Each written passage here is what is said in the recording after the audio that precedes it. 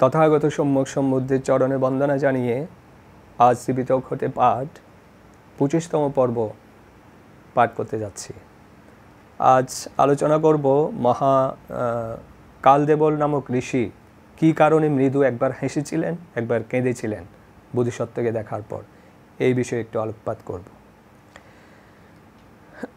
সেই সময়ে মহারাজ শুদ্ধোদনের কুল পুরোহিত অষ্টসমাপত্তি লাভী কালদেবক নামক ঋষি ভোজনকৃত্য সম্পাদনান্তে দিবা বিহারের উদ্দেশ্যে ত্রয়োতিংশ দ্রেবকুলে গিয়া দিবা বিশ্রামের জন্য উপবিষ্ট হইলে উৎসবমত্ত দেবগণকে দেখিয়া জিজ্ঞাসা করিলেন, কি কারণে তোমরা এতই হৃষ্টচিত্তে আমোদ করিতেছ? আমাকে অনুগ্রহপূর্বক ইহার কারণ ব্যক্ত করো। দেবগণ প্রত্যুত্তরে বলিলেন, ভদন্ত, মহারাজ শুদ্ধোদনের এক পুত্র সন্তান জন্মগ্রহণ করিয়াছেন। তিনি বুদ্ধিবৃক্ষমূলে বুদ্ধত্ব লাভ করিয়া ধর্মচক্র প্রবর্তন করিবেন। আমরা তাহার অনন্ত বুদ্ধলীলা দেখিতে পাইব এবং ধর্মশ্রবণ করিতে সক্ষম হইব। এই কারণেই আনন্দোৎসব করিতেছি। তাহাদের বাক্য শ্রবণ করিয়া তাপস শীঘ্রই দেবলোক হইতে অবতরণ পূর্বক রাজবাড়িতে প্রবেশ করিয়া নির্দিষ্ট আসনে উপবিষ্ট হইয়া কহিলেন, মহারাজ, আপনার নাকি পুত্রলাভ হইয়াছে? আমি তাহাকে দর্শন করিতে ইচ্ছুক। তাপসের পদধূলি গ্রহণ করাইবার নিমিত্তে রাজা অলঙ্কৃত কুমারকে আনয়ন করাইলেন বটে, অর্থাৎ তাপসকে বন্দনা করিবেন এই চিন্তা করিয়াই কিন্তু মহারাজ শুদ্ধোদন বোধিসত্ত্বকে তাপসের নিকট আনিয়াছিলেন কালদেবল ঋষির কাছে। কিন্তু বোধিসত্ত্বের পদযুগল বরং তাপসের জঠার উপরেই প্রতিষ্ঠিত হইল। কি অপরূপ দৃশ্য! যেহেতু সেই জন্মে বোধিসত্ত্বের বন্দনীয় পুরুষ কেহই ছিলেন না, যদি অনবধানতায় অর্থাৎ অসাবধানতা বশত বোধিসত্ত্বের মস্তক তাপসের পাদমূলে স্থাপন করা হইত, তাহা হইলে তাপসের মস্তক সপ্তভাগে খণ্ডিত হইয়া যাইত। অর্থাৎ ভুলিও যদি বোধিসত্ত্বের মস্তক তাপসের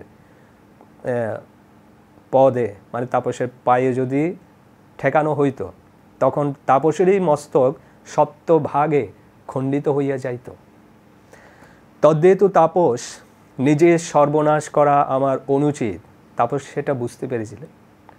এই বলিয়া আসন হইতে উঠিয়াই বোধিসত্ত্বকে শ্রদ্ধাঞ্জলি জ্ঞাপন করিলেন। রাজা সেই অদ্ভুত ঘটনা প্রত্যক্ষ করিয়া নিজেও পুত্রকে বন্দনা চালাইলেন। এটাই কিন্তু মহারাজ শুদ্ধোদনের প্রথম তার পুত্র বোধিসত্ত্ব সিদ্ধার্থকে বন্দনা। দেবল ঋষি অতীতের 40 কল্প এবং অনাগতের 40 কল্প, এই 80 কল্পের কথা স্মরণ করিতে পারিতেন।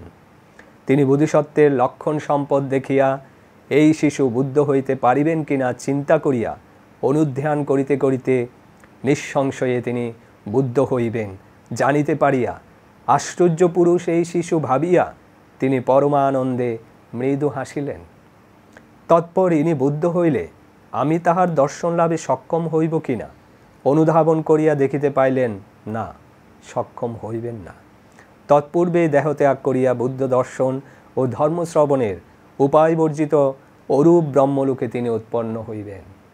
তখন তিনি এই রকম আশ্চর্য পুরুষ বুদ্ধ হইলে আমি তাহাকে দেখিতে পাইব না, ইহা আমার পক্ষে ভীষণ ক্ষতিকর হইবে ভাবিয়া দুঃখে অশ্রু বিসর্জন করিলেন কালদেবল ঋষি।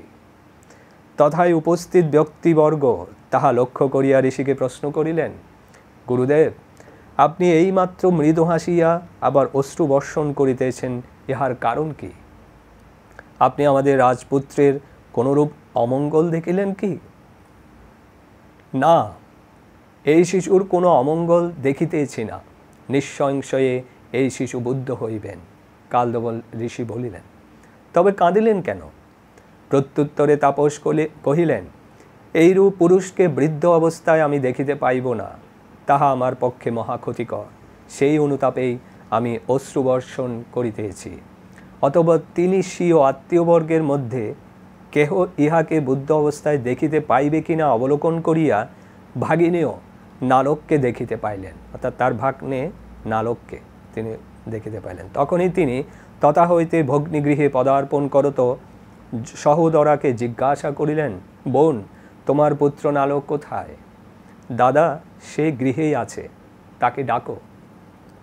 ভাগিনীয় নালক সম্মুখে উপস্থিত হইলে ঋষি তাহাকে বলিলেন, রাজা শুদ্ধোদনের গৃহে এক পুত্র সন্তান জন্মগ্রহণ করিয়াছে।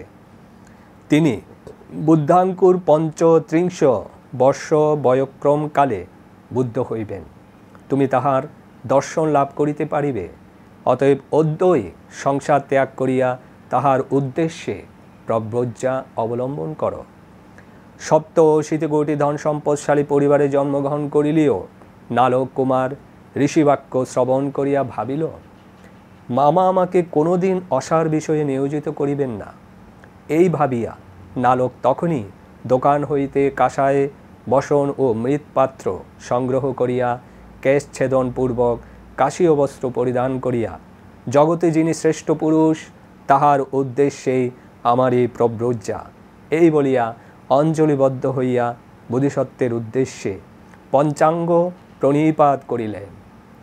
তাহার পর পাত্রের তলিয়াটি স্কন্ধে বিলম্বিত করিয়া হিমালয়ে প্রবেশপূর্বক শ্রমণ ধর্ম পালন করিতে লাগিলেন। পরবর্তীকালে তপস্বী নালক পরম সম্বোধিপ্রাপ্ত তথাগতের নিকট উপস্থিত হইয়া বুদ্ধের মুখে নালক প্রতিপদা নামক ধর্মপদে শ্রবণ করিয়া পুনরায় হিমালয়ে প্রবেশ করত অরহত্ব ফল লাভ করিয়াছিলেন। অতঃপর উৎকৃষ্ট প্রতিপদা অবলম্বন করিয়া ৭ মাস পর এক সুবর্ণ পর্বতোপরি দণ্ডায়মান অবস্থাতেই তিনি অনুপাদিশেষ পরিনির্বাণ লাভ করিয়াছিলেন।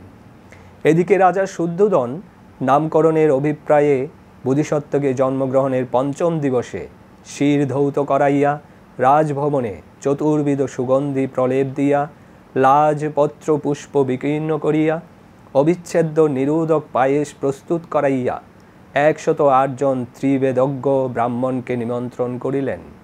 তাহাদিগকে রাজভবনে উপবেশন করাইয়া সসম্মানে উৎকৃষ্ট ভোজন দানে পরিতৃপ্ত করত রাজা কুমারের ভবিষ্যৎ কি হইবে জিজ্ঞাসা করিয়া লক্ষণ বিচারের বন্দোবস্ত করিলেন। তাহাদের মধ্যে ছিলেন রামদ্বিজ ধ্বজ মন্ত্রী কণ্ডিন্য লক্ষণ, সুজাম সুদান্ত ভোজ, এই ৮ জন সর অঙ্গ পারদর্শী জ্যোতির্বিদগণ আরম্ভিল কুমারের ভবিষ্যৎ গণন। সব্বে সত্তা সুখিতা হন্তু। সাধু সাধু সাধু।